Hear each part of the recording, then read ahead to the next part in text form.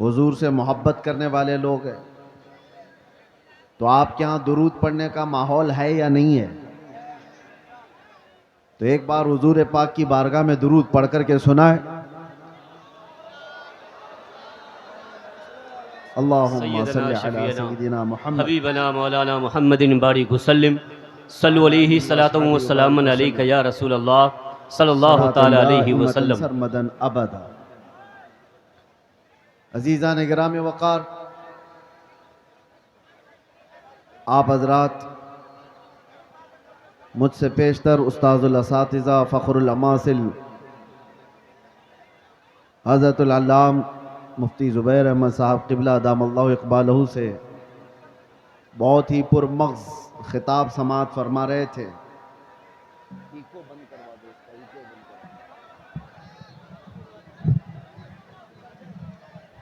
वो माइक वाले भाई इको की आवाज़ कम करके साउंड खोल सकते हैं।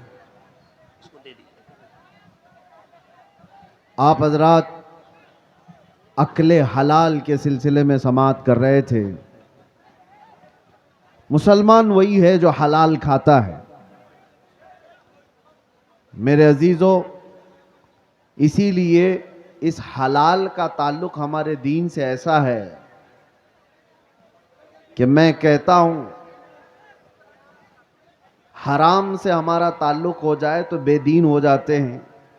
इसीलिए जो कांटे खाते हैं उन्हें फूल समझ में नहीं आते। जो कांटे खाते हैं उन्हें फूल समझ में नहीं आते, और जो हरामी होते हैं उन्हें मेरे रसूल समझ में नहीं आते। हाय हाय हाय हाय, वाह। सारा मसला यहीं पर है। रसूल पाक सल्लल्लाहु ताला अलैहि वसल्लम वो बुलंदो बाला अखलाक के हामिल, सूरज से ज्यादा चमकने वाली रोशनी। लेकिन अगर वो किसी को समझ नहीं आ रहे हैं तो ये हुजूर पाक के हुस्न का कसूर नहीं, उसके अपने नुतफे का कसूर होता है। इसीलिए आप सबको भी ये जरूरी है कि हलाल से ताल्लुक रखो। जहां बंदा नसब के एतबार से हराम वाला हो जाए या खाने पीने के एतबार से हराम वाला हो जाए, उसके दीन में खराबी आ जाती है। अल्लाह ताला कुरान अजीम में इरशाद फरमाता है, मैंने आज के दिन अपनी सारी नियामतें मुकम्मल कर दी और तुम्हें दीन इस्लाम देकर मैं राजी हुआ। ये वो दीन है जिससे अल्लाह राजी है। और कुरान में दूसरी जगह रब ताला फरमाता है, वमन यब्तगी गैरल इस्लामी दीना फलन युक़बल मिन्ह। जो इस्लाम के अलावा दूसरे दीन की तरफ तवज्जो किया, हरगिज कबूल नहीं किया जाएगा। आखिरत में वो सबसे बड़े घाटे में होगा, सबसे बड़े नुकसान में उठाया जाएगा। आज इस्लाम को छोड़कर पूरी रूए जमीन पर कोई ऐसा दीन नहीं जो कामिल हो, जिंदगी के हर शोबे में रहनुमाई करता हो। ये चैलेंज के साथ कह रहा हूं। और कुरान में अल्लाह ताला ये भी फरमाता है, हुवल्लज़ी अरसल रसूलहू बिल हुदा व दीनिल हक लियुज़हिरहू अला दीनि कुल्ली। वो अल्लाह रब्बुल इज्जत है जिसने अपने रसूल को दीन हक के साथ भेजा है। सुभान अल्लाह। ये दीन हक है, इसलिए भेजा है कि ये दीन पूरी दुनिया पर गालिब आकर रहेगा। वाह। वलौ करिहल मुशरिकून, अगरचे मुशरिकों को ये पसंद ना हो, अगरचे काफिर इस बात को पसंद ना करते हो, लेकिन ये दीन गालिब आकर रहेगा। लोग आज नर्वस हैं। अगर पूरे खिताब में यही सारी चीजें चलती रही तो हम भी बैठ जाएं।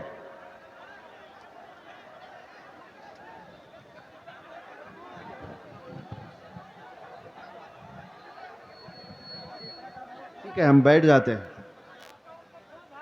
अभी तक तो मैं आप लोगों की तारीफ कर रहा था।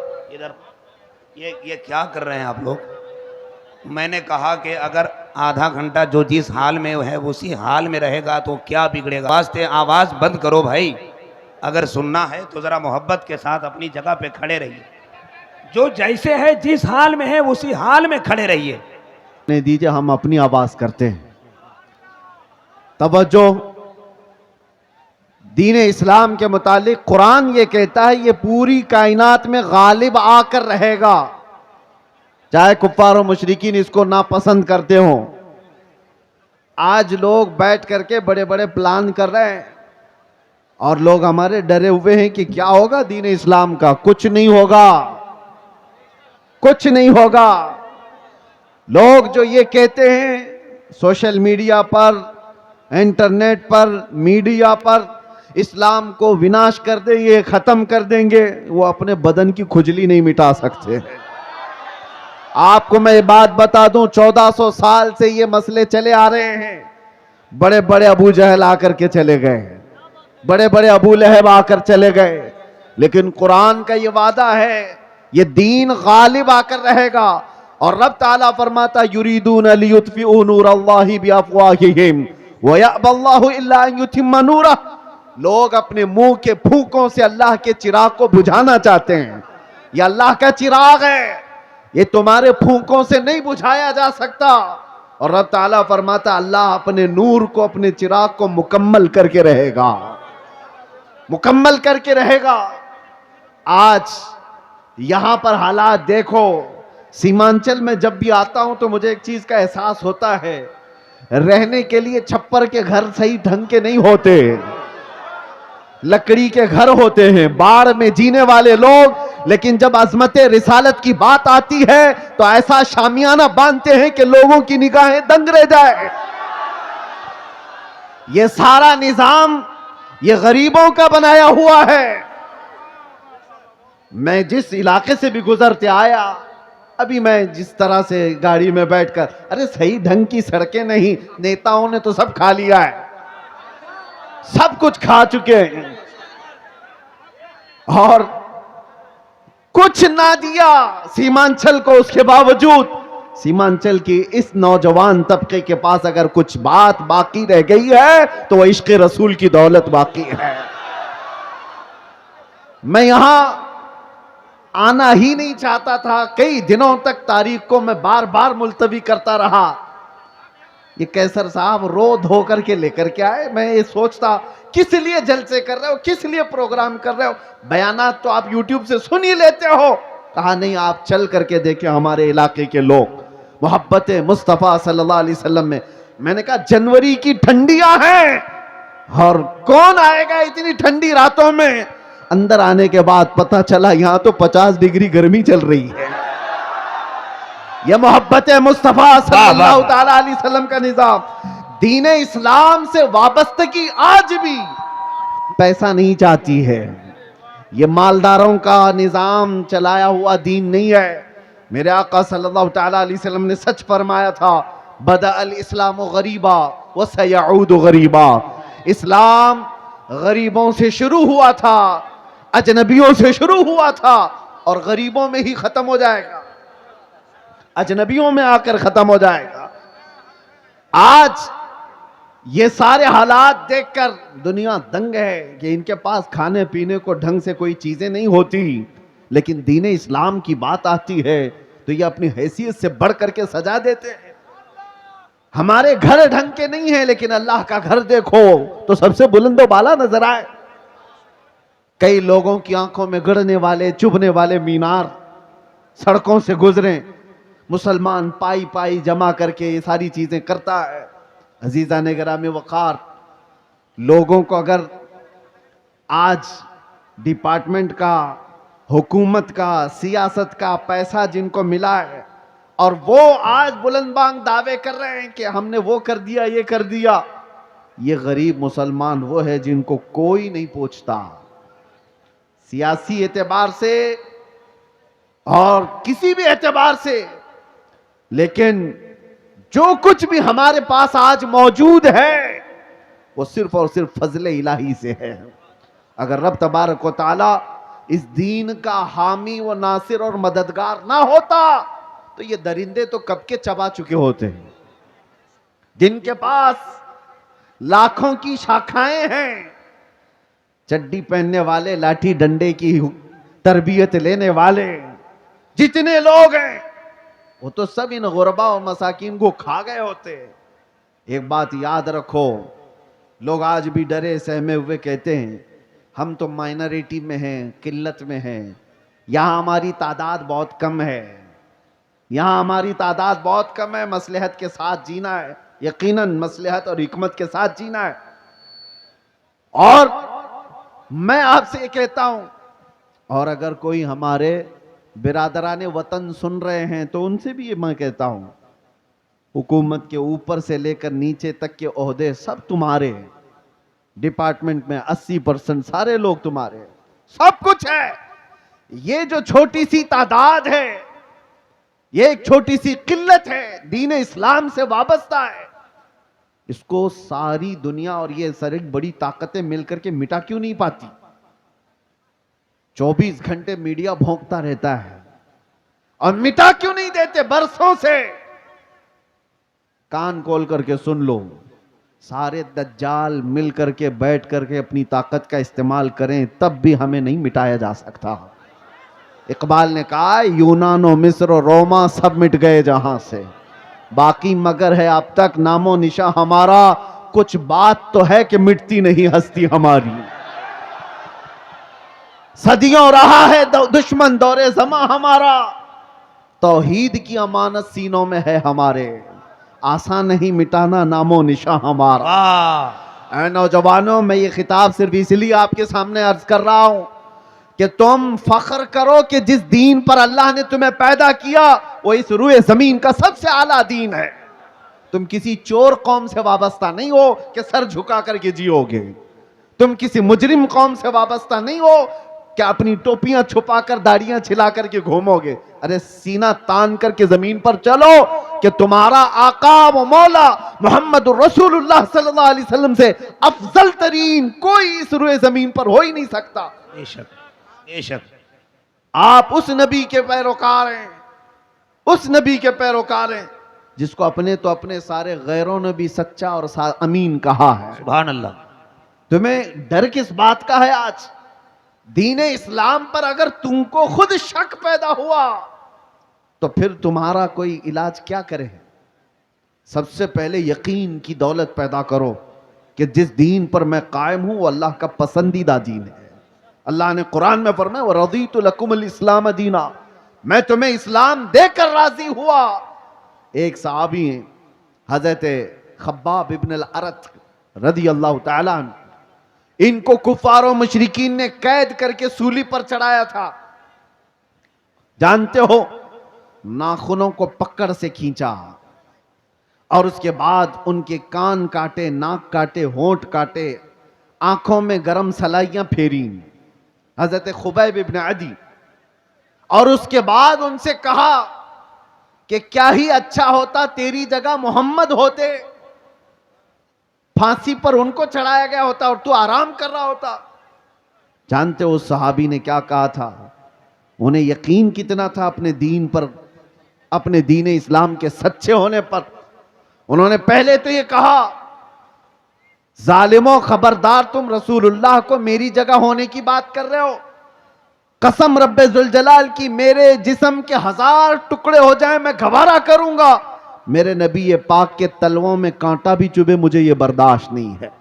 और दूसरी बात, तुम ये सोच रहे हो कि मैं कत्ल हो जा रहा हूं, मर जाऊंगा, मुझे इस बात का जरा भी डर नहीं, इसलिए कि तुम कत्ल करके जिस जानिब भी मुझे फेंकोगे मैं दीन इस्लाम पर दुनिया से जा रहा हूं। सुभान अल्लाह। सबसे बेहतरीन दीन पर मैं मर रहा हूं, यह मुझे फख्र है, मुझे गर्व है।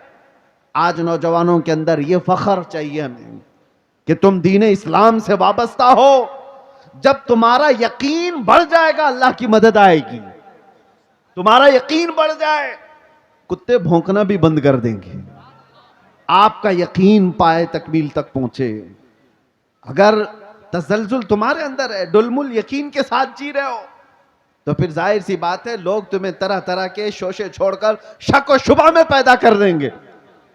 आज जिन हालात से हम दुचार हैं, क्यों दीन इस्लाम की इस अजमत पर लोग उंगलियां उठाने की कोशिश कर रहे हैं? आपको अंदाजा है? तुम्हारा खुद का अमल जरूरी है। आप अभी अब मैं नारा लगाओ इस्लाम जिंदाबाद तो सारे जोश से लगाएंगे, इस्लाम जिंदाबाद, इस्लाम जिंदाबाद। बोलोगे कि नहीं बोलोगे? इस्लाम से मोहब्बत है। सड़कों पर आओगे तो बड़े नारे हैं, जुलूस में जाओगे तो भी नारे हैं इस्लाम जिंदाबाद। लेकिन ये इस्लाम जिंदाबाद शादियों में कहां है? तुम्हारे घर की औरतों में कहां है? वाह वाह वाह वाह, बेटियों पर इस्लाम क्यों नहीं नजर आता? अच्छा पैगाम, वाह। बीवियों पर इस्लाम क्यों नहीं नजर आता? जब तुम्हारे घर में इस्लाम जिंदाबाद नहीं है तो सड़कों पर नारा लगा करके क्या फायदा है? सबसे पहली बात, अपने घर से इस्लाम को जिंदा करो। जिस दीन से तुम वाबस्ता हो, दूसरों पर नाफिज करने की बजाय, दूसरों को जवाब देने की बजाय पहले अपने घरों में इस्लाम जिंदा करो।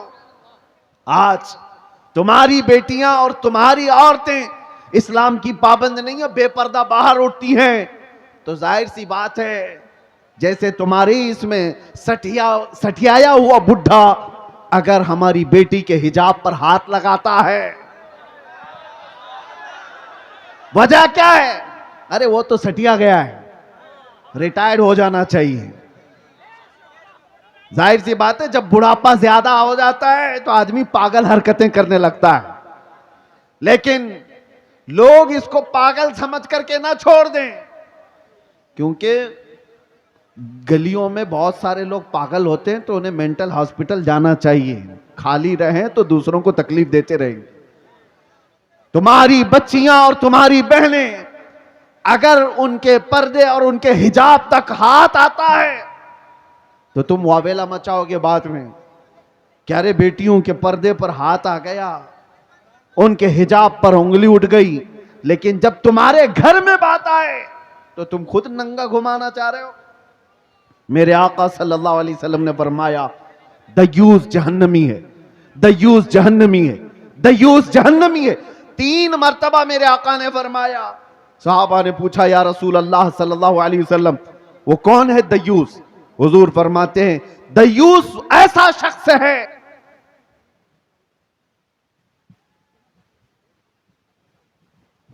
माशाअल्लाह, दयूस ऐसा शख्स है जिसकी बीवी बेपर्दा बाहर घूमती हो। उस मर्द के बारे में हुजूर फरमाते हैं वो जहन्नम में जाएगा। जिसकी औरत बेपर्दा आवारा घूमती हो उसका मर्द जहन्नम में जाएगा। तो फिर औरत का अजाब क्या है? उसका अंजाम क्या होगा? मुसलमानों, दीन इस्लाम महफूज था, महफूज है और महफूज रहेगा। वह हमारे जिम्मे नहीं दिया गया है, अल्लाह ताला इसका हिफाजत करने वाला है। सुभान अल्लाह। सुबह क़यामत तक रब तबारक व ताला हाफिज है। लेकिन आपकी जिम्मेदारी है कि इस दीन इस्लाम को अगर सच्चा समझते हो तो सबसे पहले इस पर अमल करके दिखाओ। या अय्युहल्लज़ीना आमनू दुखुलू फिस्सिल्मि काफ़ा, अल्लाह फरमाता है ईमान वालो दीन इस्लाम में पूरे के पूरे आ जाओ। तुम्हारा चेहरा बताए, तुम्हारा लिबास बताए। आज क्या बात है, तुम बाहर चलते हुए हो, तुमसे नाम पूछ करके मालूम करना पड़ता है कौन सी जात वाला है, कौन से दीन वाला है, कौन से धर्म से ताल्लुक रखता है। तुम्हें नाम पूछने के बाद भी कुछ लोगों को पता नहीं चलता। नाम पूछा गया लड़के का क्या है, कहा राजा नाम है, बबलू नाम है, बाबू नाम है, पता ही नहीं चला इधर का है कि उधर का है। फिर बाप का नाम पूछना पड़ा, बाप से भी नहीं पता चला, दादा का पूछना पड़ा। अरे तुम्हारी पहचान के लिए इतना लंबा शजरा क्यों पूछना पड़े? तुम अपना हुलिया ऐसा बनाओ कि चलते फिरते लोग देख कर कहें ये मदीने वाले का आशिक दिखता है। चलते फिरते तुम्हें दुनिया पहचान ले, इसका नाम पूछने की जरूरत नहीं, इसकी शक्ल बताती है ये मदीने की गलियों से आया हुआ। सुभान अल्लाह। नारे तकबीर, नारे रिसालत। आज नौजवानों को शर्म है, आर है। 5 ग्राम की टोपी नहीं पहन सकते, 5 किलो की जीन्स पहनकर फख्र करते हैं। इन्हें शर्म है, क्यों? दाढ़ी जल्दी से निकाल करके। हमारे पास एक ऑटो वाले आए थे मुंबई में, कहा कि हजरत मसलहत है, हालात बहुत ख़राब हैं, मैं साफ कर देता हूँ, लोग पता नहीं क्या समझते हैं। मैंने कहा ठीक है, उसके बाद गारंटी है तुम्हें, लिख करके दे सकते हो, दाढ़ी निकाल कर गटर में डालने के बाद 100 साल जिंदा रहोगे। उन्होंने कहा नहीं, इसकी तो कोई गारंटी कोई नहीं दे सकता। कहा जब तुझे पता है रखने के बाद भी मौत आएगी, निकालने के बाद भी मौत आएगी, तो शर्म कर, निकाल कर दुनिया से जलील होकर क्यों जाएगा? जिस वक्त भी मरना है मेरे आका की सुन्नत पर दुनिया से जाए। हुजूर पाक सल्लल्लाहु ताला अलैहि वसल्लम के चेहरे से तुम्हें क्या तकलीफ है? दुनिया अगर दीन इस्लाम पर चलने की वजह से तुम्हें तानो तशनी करती है तो मेरे अजीजों, ये आपके लिए डर करके अपने आप को बदलने की जरूरत नहीं। सुनो, अगर तुमने दीन इस्लाम पर अमल किया और लोग ताना देने लगे तो फरमाया गया है कि उसे 100 शहीदों का सवाब दिया जाएगा। मन तमस्सक बिसुन्नती इंद फसाद उम्मती फलहू अजरु मिअती शहीदिन। अल्लाह के रसूल सल्लल्लाहु अलैहि वसल्लम फरमाते हैं, ऐसा जमाना आ गया कि लोग हुजूर की सुन्नतें भूल चुके हों। उस जमाने में कोई नबी पाक की सुन्नत को जिंदा करता है, हुजूर फरमाते हैं उसे 100 शहीदों का सवाब दिया जाएगा।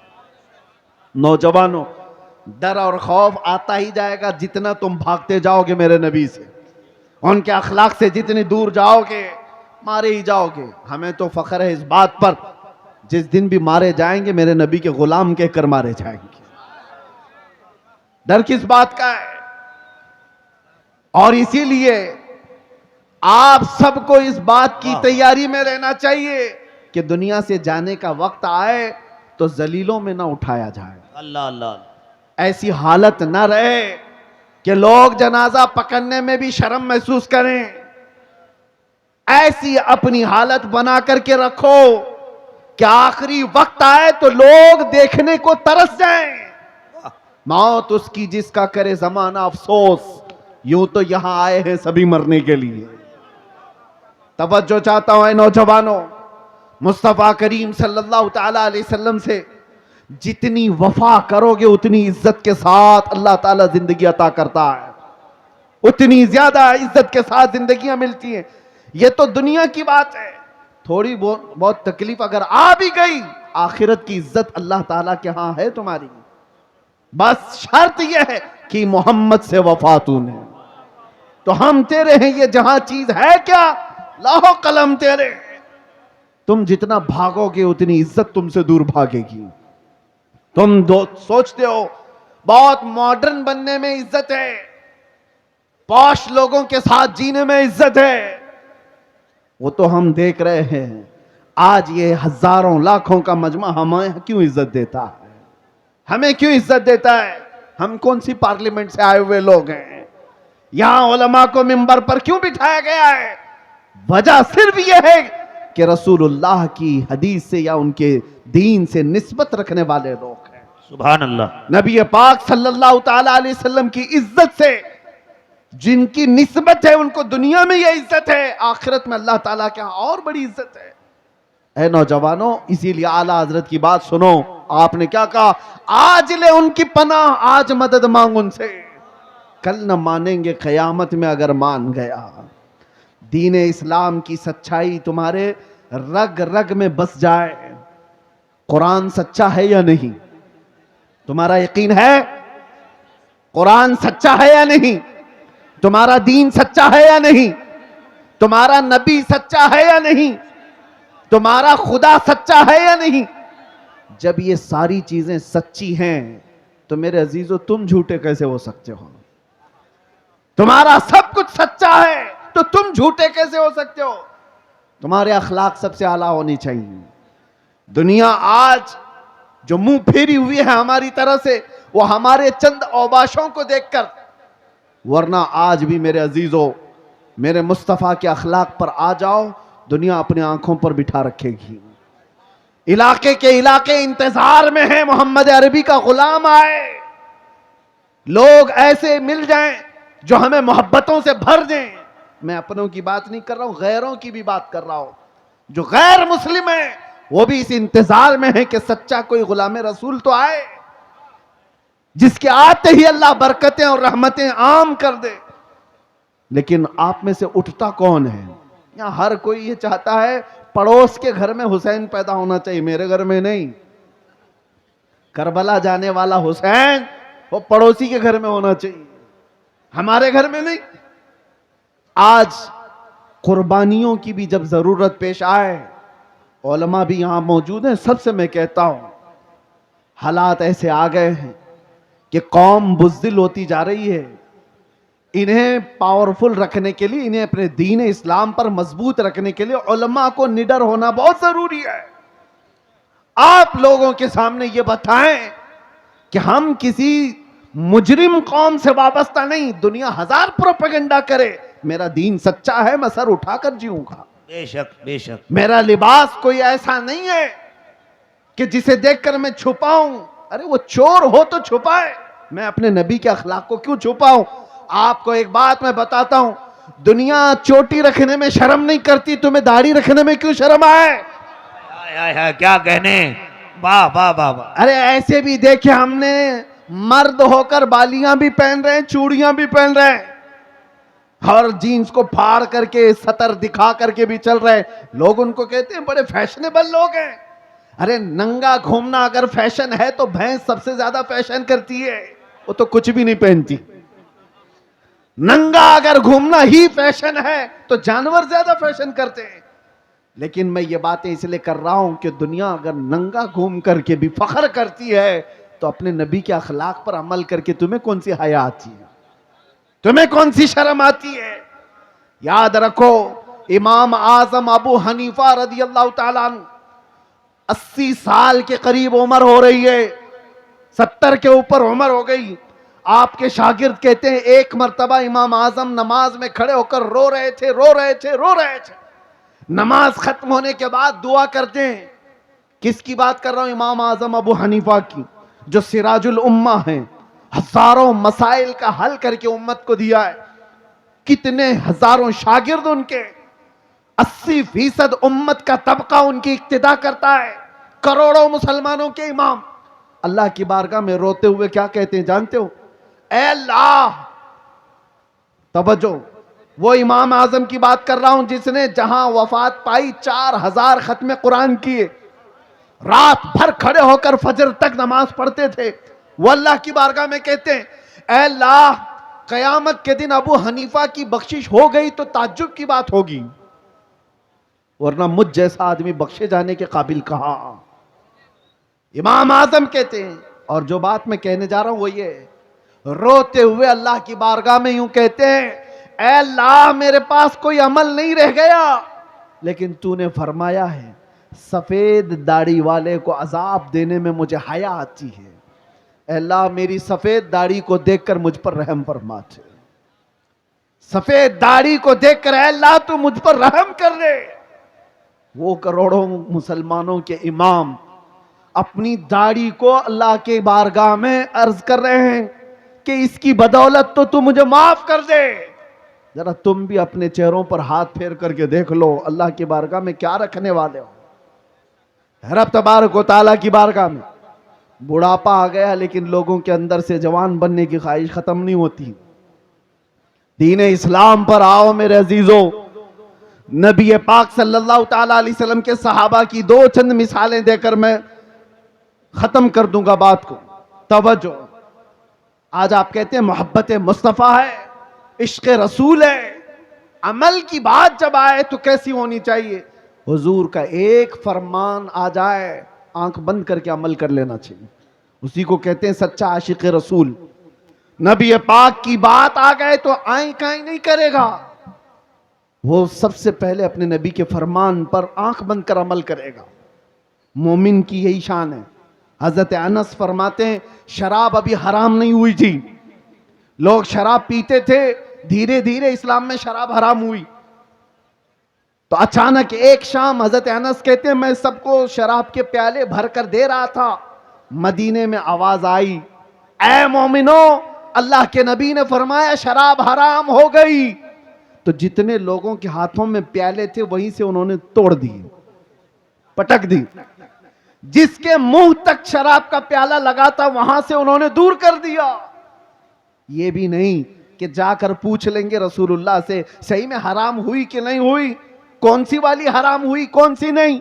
नहीं, सहाबा के कान में सिर्फ इतनी बात आई कि अल्लाह के नबी ने कहा हराम, तोड़ दिया, मटके तोड़ दिए।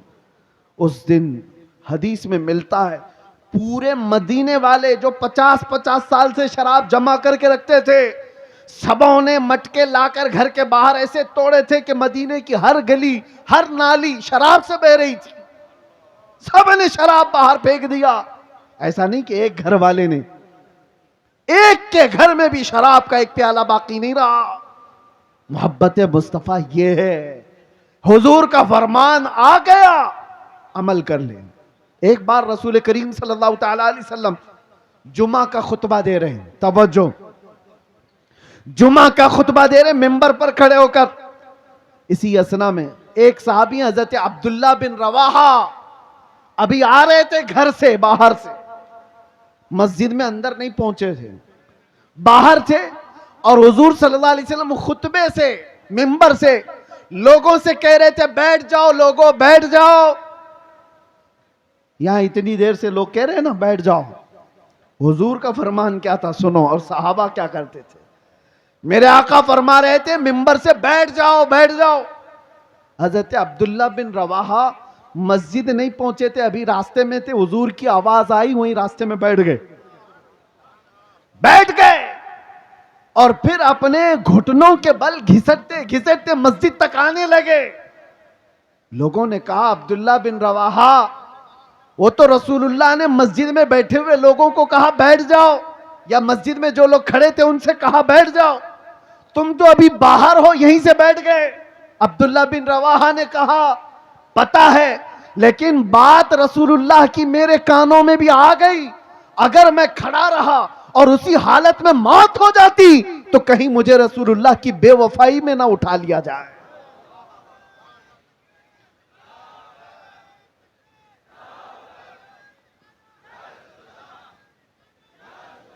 वो सहाबी का ईमान था।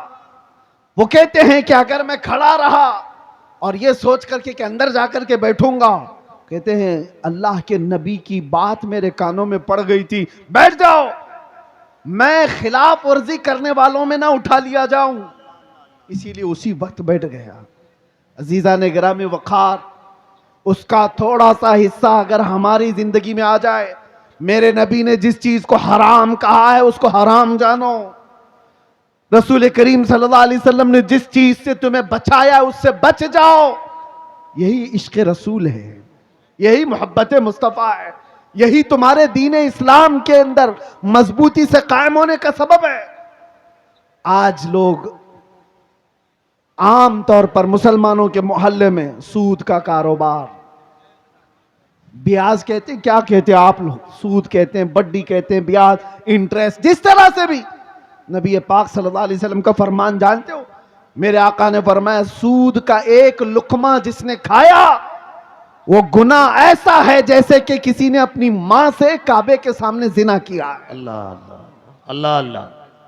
काबा शरीफ के सामने अपनी मां से बदकारी करने के बराबर है। सूद खाने के लिए लोग उतावले हुए हैं।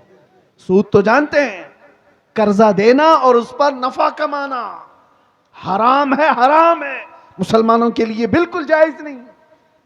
सूद के कारोबार में पड़े रह गए, शराब की तस्करी, जुए के अड्डों पर कितने नौजवान, जुआ किसको समझते हैं लोग तो ये समझते हैं जुआ एक खास खेल है। अरे जुए की 1000 किस्में हैं।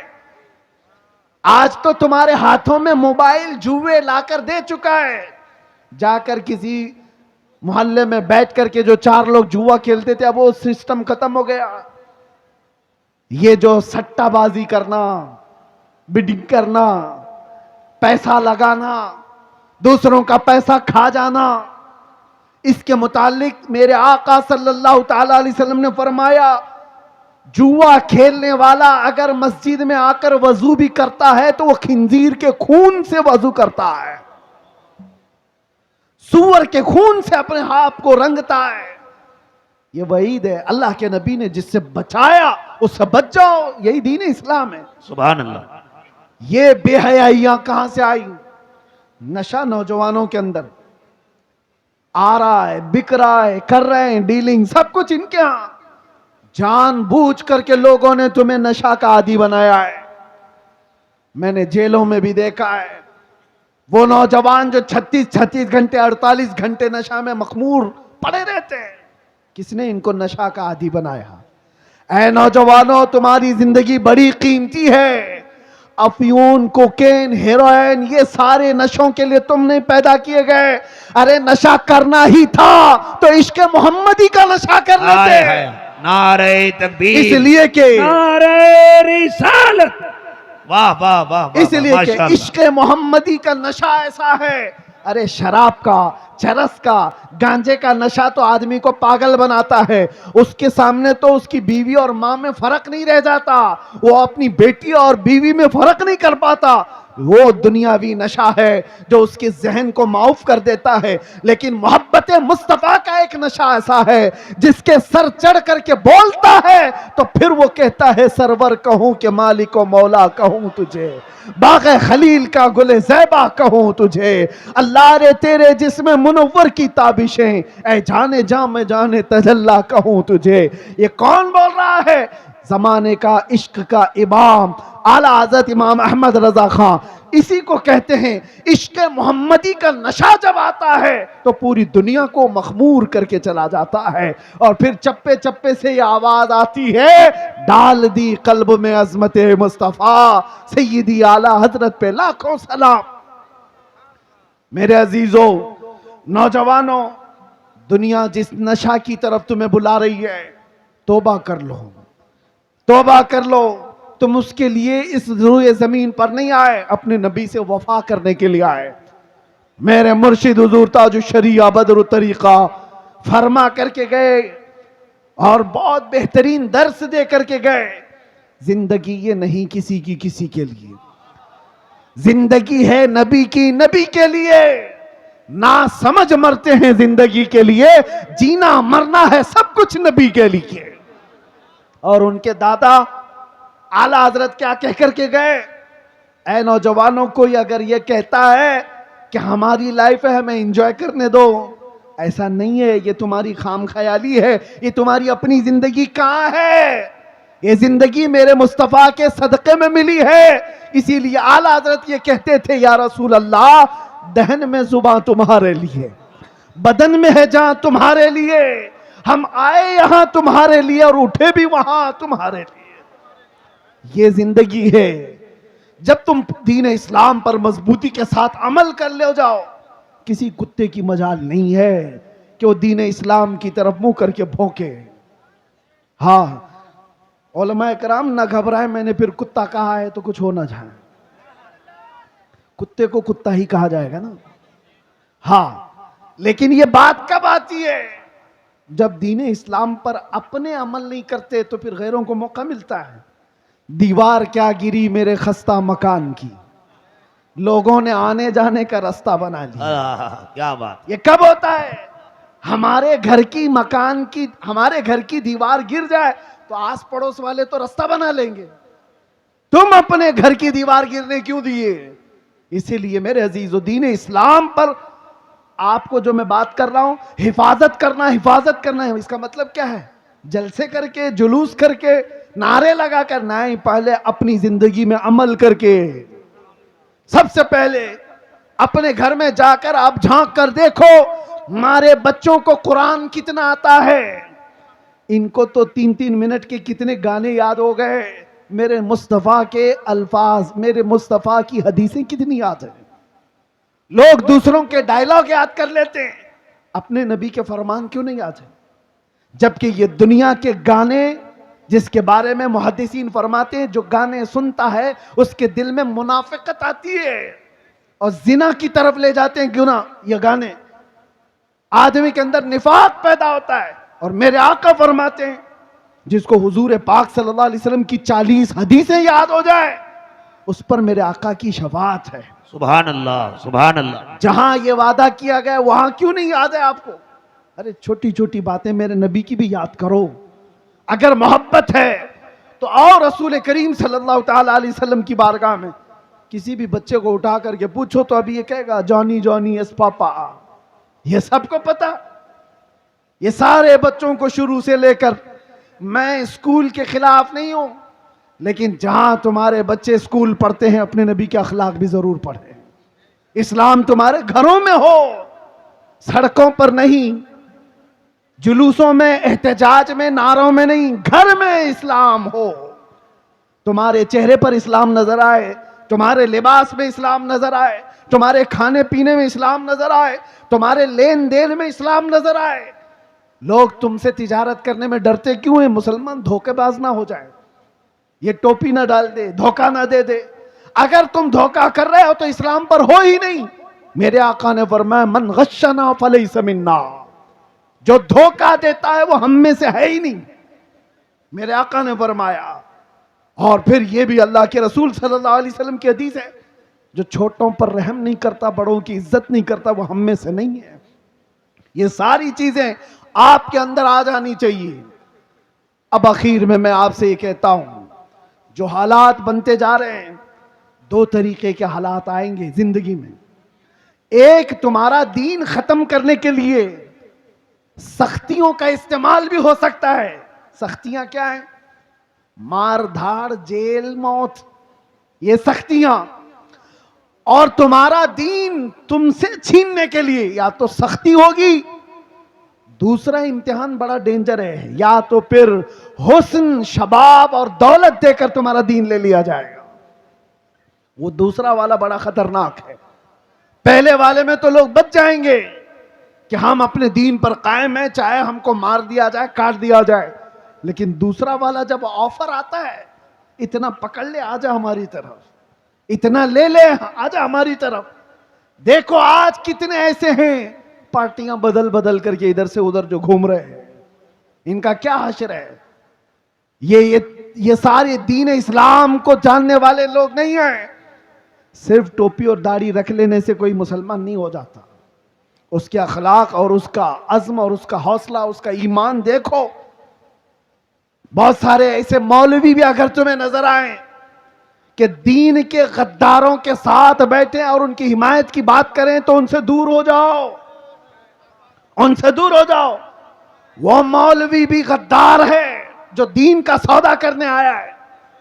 अभी अभी एक मौलाना साहब वो कहने लगे, हजरत आपको भी हम चाहते हैं कि अब जो मौजूदा जो चल रहा है हुकूमतें, इसके मुतालिक आप थोड़ा पॉजिटिव बताओ, पॉजिटिव बताओ, इसलिए कि कुछ फायदा भी हो जाएगा, कौम का तरक्की भी हो जाएगी। मैंने कहा मौलाना तुम्हारा हाल तो ये है, थोड़ा चारा क्या दिखा, थोड़ा चारा क्या दिखा।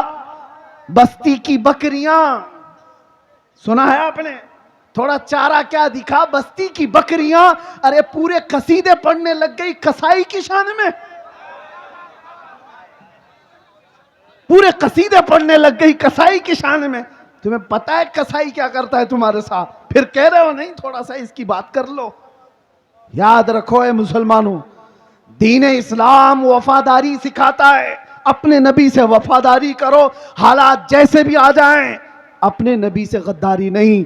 एक नौजवान सहाबी हज़रत अब्दुल्ला बिन हुज़ाफा, एक ईसाई बादशाह ने उनसे कहा था, ऐ नौजवान तू आजा मेरे दीन में, आधी सल्तनत दे दूंगा, आधी बादशाहत दे दूंगा। उस नौजवान सहाबी ने कहा, ऐ बादशाह कान खोल कर सुन ले, तेरी एक सल्तनत, दो सल्तनत, तीन सल्तनतें दे दे, तब भी मैं पलक झपकने के बराबर भी मेरे नबी से गद्दारी नहीं कर सकता।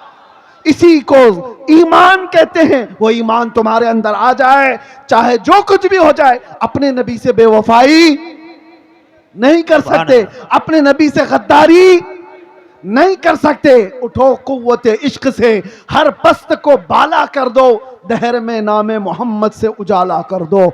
हर वक्त तुम्हारा है, हर ज़माना तुम्हारा है, हर आने वाला पल तुम्हारा है। शर्त सिर्फ इतनी है कि मेरे नबी के वफादार बन जाओ, मेरे नबी के ग़ुलाम बन जाओ। आ जाओ उस दरबार में है जहां अबू बकर आए थे तो इज्जत मिली, सिद्दीक़ अकबर बन गए थे।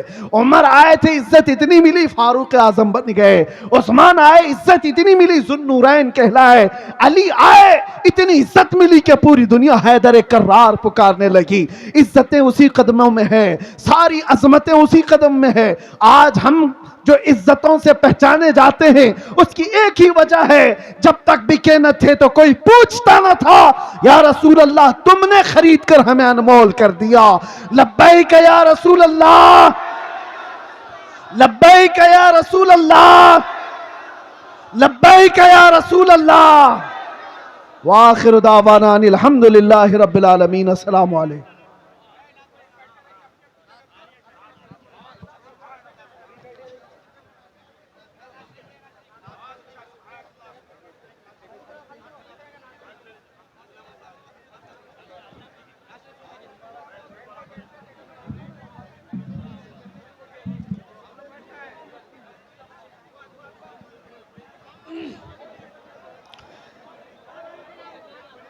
शहर तैबा का वो बाजार बड़ा प्यारा है, हम गुलामों का